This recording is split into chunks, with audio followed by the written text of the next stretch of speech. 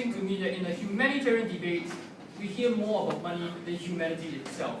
Where are these money going to come from? It's not going to come out of thin air, and they've never dealt with that realistically. But before that, some clarifications.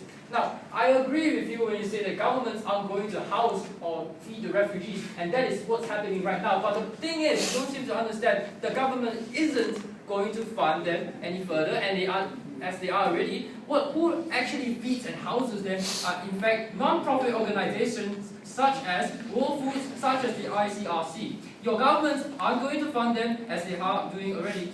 Even if you incentivize them with your so-called money, it's not going to go to the pockets of the non-profit organizations who actually fund them, but in fact governments who do nothing but allow them to live on the land. Second clarification. Wait, hang on.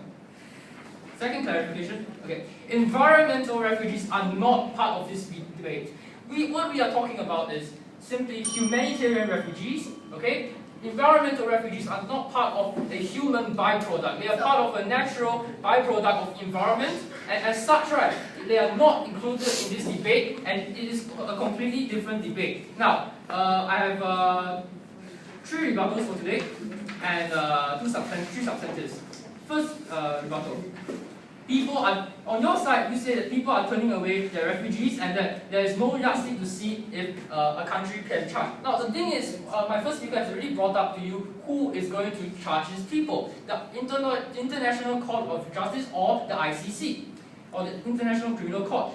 We will use these 2 entities as a governing body to see if these countries actually committed such crimes, and that it will be a very yardstick, no thank you, and complete analysis of the situation. But more importantly, what we are asking for is not much. We are not asking the government to fund these people. We are not asking the government to build houses or provide food or provide small self-sustaining economies as you said they are going to do so. Because we are just going to maintain status quo, right? That non-profit organizations are going to continue to provide for that. Because we understand that even that no government in the world will want to provide for people who are not of their own countries, and as such, right, we understand that it is impractical and unrealistic, right, to expect countries, no matter how much money you give them, to spend it on other people and not of their own. Okay? No, thank you.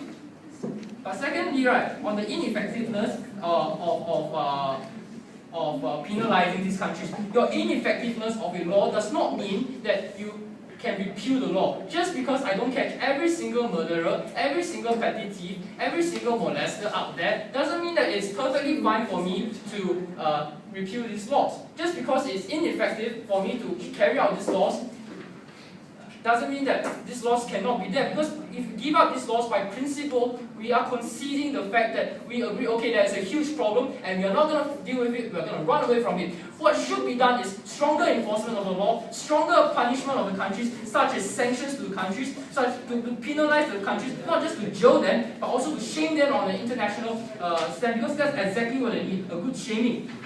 But lastly, on your point of environmental structures or whatever.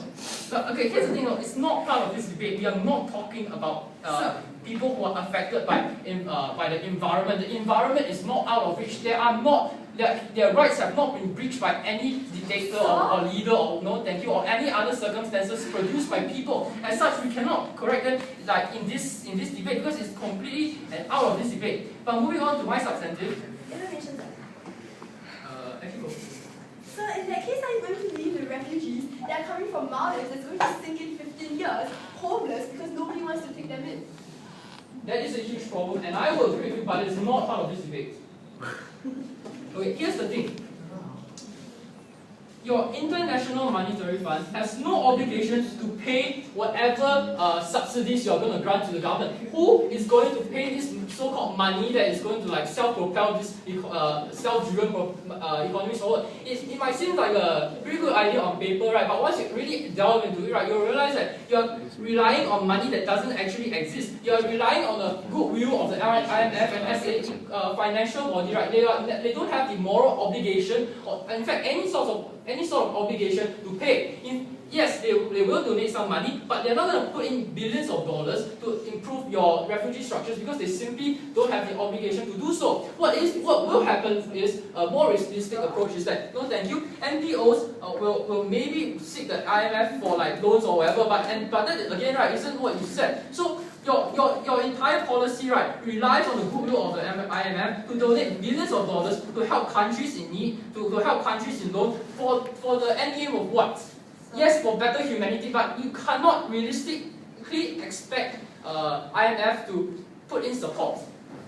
Secondly, on the point of how it undermines the humanity of refugees. Now, first thing you must understand, harboring refugees and treating them humanely are mutually exclusive, alright? Under their model, countries receiving the payout will no longer have an incentive to continue to ensure that the refugees' rights have not been undermined. This means that they don't actually have to provide like the best housing or the best water, any form of clean water and any form of aid at all. But what this will mean, right, is that, no thank you, that this grants countries a chance to manipulate the terms granted. No thank you.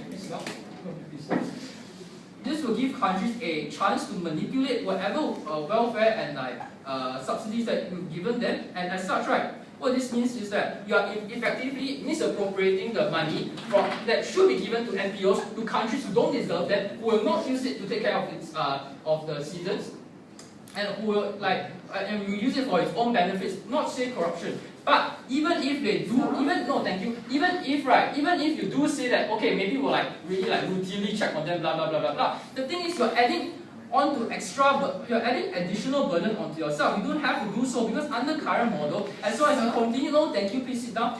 As long as you enforce the law and make sure that it works and make sure that people actually abide by it, and maybe not have this law that no one really cares for, maybe then, right, we will actually not have to pay billions of dollars to countries that don't deserve it, and maybe fund the NPOs who actually need the money to continue helping these poor refugees. And also, right, you are forgetting that when you allow these laws to happen, right, you are basically undermining the state's integrity and reputation as well. States need not monetary benefits to exercise humanitarian actions because, like you said so before, there is a not just a moral but legal obligation to do so, as every single country has to house and harbor refugees. They have to be allowed in a place, right, where they will not be killed. Simply because they have to, no other way about it. Whether who will take care of them, we'll settle the problem later. And I've said many times before, there will be non-profit organizations taking care of them. As such, right, to other countries, right, who did such as harboring human rights will be seen as a purely for self-benefit. And what will this mean, right, is that other countries, including other countries, will lose that faith and respect on an international and this domestic scale, because people will no longer trust their government and see their government as a purely profit-driven organization. And for those many reasons, I am proud to host.